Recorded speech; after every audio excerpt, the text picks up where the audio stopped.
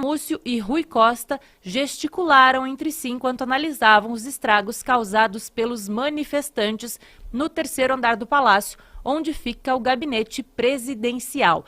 A gente já tem algumas participações, gente que já estava esperando aí no chat o programa começar. Já já vou dar uma olhadinha ali em quem já mandou mensagem, mas o Paulo Andrade mandou aí uma pergunta já para o Serrão. Quem cai primeiro? Dino ou Múcio? Serrão, boa tarde. Hoje um dia muito divertido para mim. Ainda agora eu recebi a ligação da minha filha reclamando: pai, estou sendo lacrada pelas minhas amigas porque você apareceu no Choquei. Olha, tudo que eu coloquei por equívoco, uma imagem que eu atribuí ali. Olha, cuidado com as imagens, isso é um detalhe que a gente tem que debater hoje.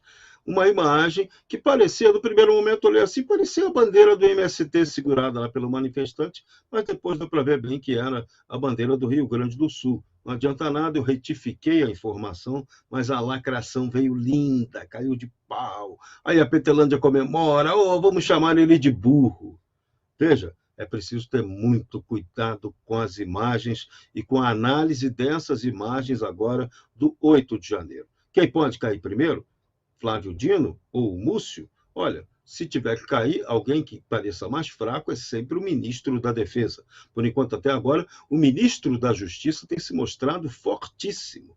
Tanto que até a cada manifestação dele é sempre em tom ameaçador, aquele jeitinho comunista de ser, do Flávio Dino, sempre ameaçando o interlocutor. Agora, a última tese dele é de que ninguém pode dizer que houve qualquer armação sobre o 8 de janeiro, porque se isso aconteceu, tem que ser dividida a culpa ou tem que ser atribuída a culpa aos três poderes. Mas, ele lembra muito bem, os três poderes foram vítimas. Por toda essa polêmica, que é fundamental que aconteça essa CPMI. Até agora, o que a gente está vendo é lacração.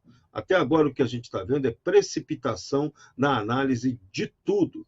As imagens podem revelar tudo, mas podem não provar nada. Esse é o grande detalhe, o grande drama que a gente está vivendo hoje, sobretudo na pós-modernidade. E nesse caso do 8 de janeiro, a questão não é nem sobre a veracidade da imagem, mas sim sobre a intenção ou má intenção que o governo teve de esconder as imagens. Aí essas imagens vazaram de uma maneira bastante estranha. Quem detinha essas imagens é o Supremo Tribunal Federal. Como é que essas imagens vazaram do Supremo Tribunal Federal? Aí agora vem um monte de história dizendo que as imagens do Palácio Planalto vazaram.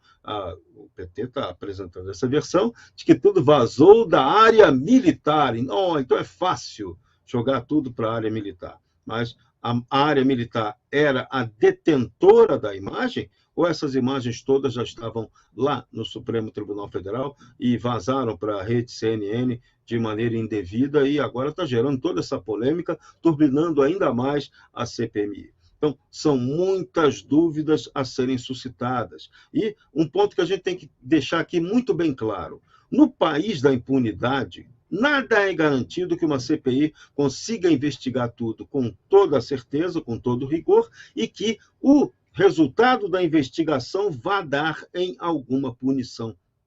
Esse talvez seja o maior drama que nós vamos viver de agora em diante. E o governo federal joga com toda a manipulação possível. Tanto que quer pegar a CPI, antes era contra a CPI, agora é a favor da CPI. Aí quer manipular a CPI, quer aparelhar a CPI, tendo a presidência e a relatoria. Só que fica difícil isso acontecer, porque o governo também está sendo questionado pela sua incompetência na área de segurança sobre essa CPI. Então, fica difícil o governo querer comandar algo do qual ele pode sair como suspeito ou acusado. Enfim, uma confusão dos diabos. A gente conseguiu ter no Brasil um ato absolutamente condenável, que foi esse 8 de janeiro, mas que a narrativa da esquerda tenta dizer que é golpe, foi tentativa de golpe, e a culpa, eles tentam jogar a culpa no Jair Bolsonaro.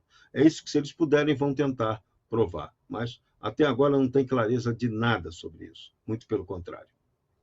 Enquanto a maioria dos brasileiros está às cegas sobre esse benefício, graças ao pacote Bom, a gente tem a imagem aí que foi utilizada na reportagem da Gazeta do Povo sobre esse caso e vou falar para a Cris, então, comentar esse assunto. Olha aí, Cris, a gente tem Múcio, Dino, Rui Costa, até o Jacques Wagner aparece ali, o Randolfo Rodrigues. Quer dizer, aparentemente eles estão discutindo. Claro que a gente não tem o áudio, né, nessas imagens, enfim, mas tem aí essa imagem, essa foto, vamos dizer assim, que é um recorte, né, do vídeo. Vamos lá, Cris, então bem-vinda aí ao Sem Rodeios de hoje. O que a gente pode falar sobre essas imagens? Ô, Rosana, só fazer uma ressalva antes da Cris falar, porque isso Claro. também tem sido alvo de polêmica na internet aí. Estão exibindo imagem, até exibiram uma imagem do presidente Lula, dizendo que ele estava lá na hora dos eventos. Não estava, da mesma forma como essa imagem. Essa imagem está lá, a hora aparece lá, 21 horas, isso é à noite, bem depois dos atos que aconteceram de tarde. É bom a gente ter essa ressalva, porque senão vira uma confusão do diabo e a gente depois entra pelo cano por causa de somos acusados do que não falamos, né? Que é o que é pior. Verdade, bons esclarecimentos. E aí, Cris? Boa tarde, Rosana, Marco, Serrão, boa tarde, nossa audiência. Foi bom você fazer esse esclarecimento aí mesmo, Serrão, porque a gente recebe e compartilha as imagens, sempre estarrecidos com o que está sendo dito ali, e é preciso esclarecer ponto por ponto que o momento é delicado. Agora, uma imagem fala mais do que 1000 palavras, né? A gente tem ali um frame congelado de uma imagem que era em movimento. Ele foi congelado e publicado na Gazeta do Povo para ilustrar uma reportagem em texto. Agora, quem assistiu ao vídeo vê, mesmo sem áudio, que havia um desentendimento ali entre os ministros, porque é aquela história da comunicação não verbal, né? A comunicação gestual e facial também fala até mais do que as palavras normalmente. Então, quando a gente vê sem estar ouvindo, a gente consegue interpretar pelo menos o ânimo que está rolando ali naquela conversa. E não era uma conversa amistosa. Então, havia sim desentendimento ali entre os ministros que estavam no Palácio do Planalto, como disse o Serrão, após todo o ocorrido. Então, provavelmente, estavam questionando, né, um ou outro ministro ali, por que isso ou aquilo foi feito, ou não foi feito, ou foi feito dessa forma. Agora, o ponto mais importante de tudo o que a gente está vendo de quarta-feira da semana passada para cá, quando essas imagens vazaram para a TV CNN e depois, posteriormente a esse vazamento, o ministro Alexandre de Moraes finalmente tira o sigilo sobre essas imagens, que era descabido. Todo mundo, desde 8 de janeiro, todo mundo de bem quer saber a verdade desde o dia 8 de janeiro. E havia muita gente ali que fingiu querer saber a verdade num primeiro momento, depois estava louco para não saber a verdade, começou a inventar um monte de desculpa para que a CPMI não fosse instalada. Inclusive, houve negociatas nos bastidores ali do Legislativo que vieram à tona, partindo do Executivo para forçar parlamentares a retirar assinaturas, a lutar contra a CPMI e o sigilo. Isso tudo, esse movimento todo para que a verdade não viesse à tona, é que fica muito questionável agora, mais questionável do que antes até, agora que a gente sabe pelo menos um pouco do que havia nessas imagens. Havia um ministro do governo Lula, responsável pela segurança institucional dentro do Palácio do Planalto, agindo aparentemente de forma, no mínimo, omissa, talvez até conivente com os invasores. Agora já sabemos também que havia fotógrafo de imprensa fazendo a cobertura junto no ato do vandalismo acontecendo, porque, claro, o jornalista quer estar junto da notícia e ele vai aonde a notícia está acontecendo, mas é muito estranho a forma como aquele fotógrafo da Reuters está ali agindo junto dos black blocs que tentam quebrar a porta de entrada no gabinete do presidente Lula, se não me engano, terceiro andar já do Palácio do Planalto. E aí depois esse fotógrafo mostra para os manifestantes as imagens, tipo conferindo, tá bom, ficou bom para vocês assim o registro?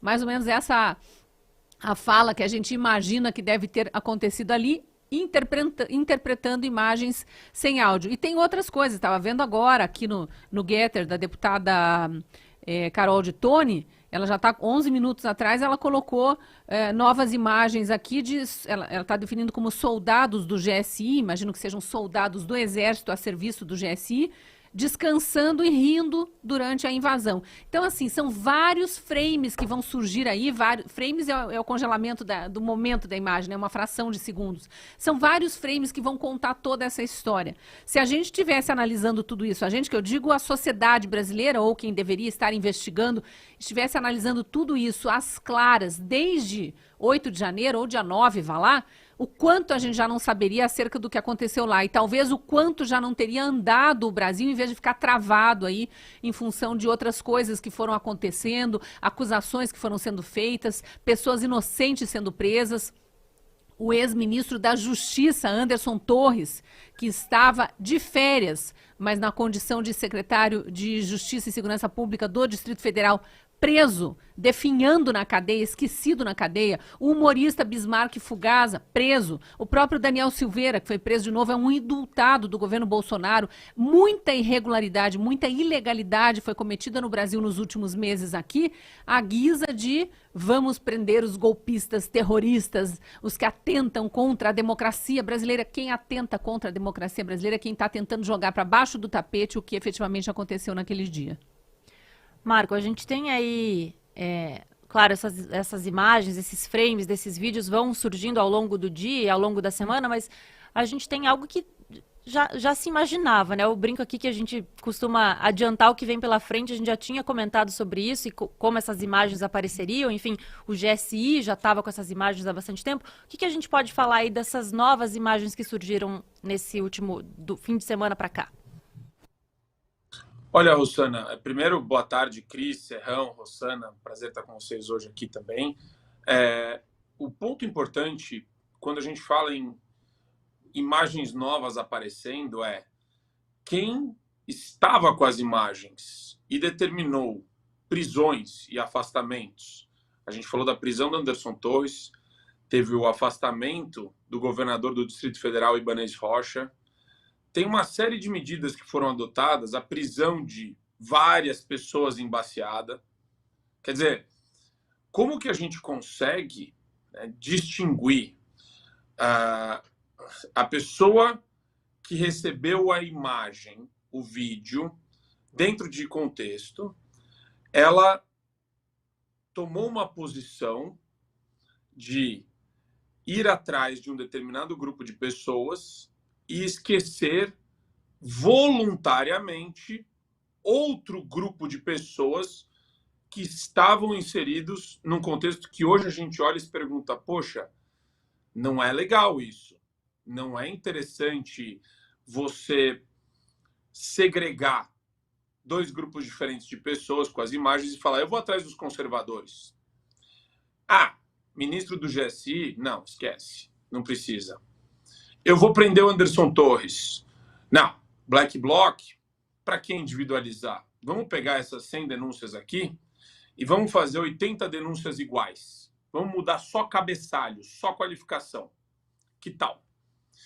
Então, dentro dessa farsa, as autoridades que se apresentam hoje no Poder Judiciário, e é importante dizer que o PGR também, eles estão se colocando numa situação péssima em termos de credibilidade, confiança, verossimilhança, e o papel da imprensa tem que ser escancarar isso.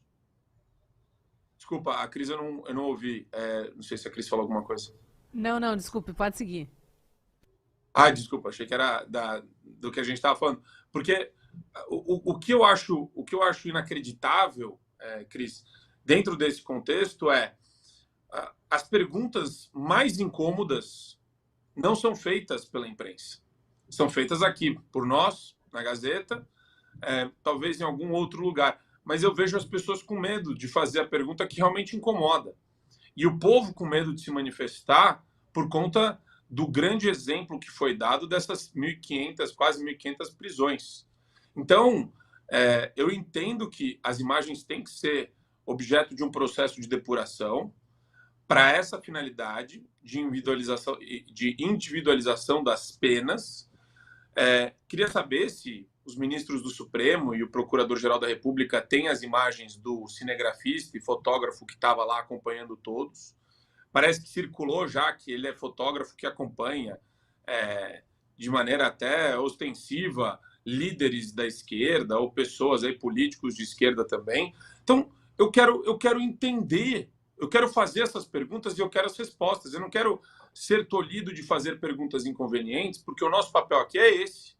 O papel do jornalista é fazer perguntas que incomodam os poderosos. E eu acho que a imprensa não tem demonstrado essa aptidão ou essa vontade, pelo menos esse consórcio midiático que a gente reclama tanto todos os dias. E vamos continuar reclamando.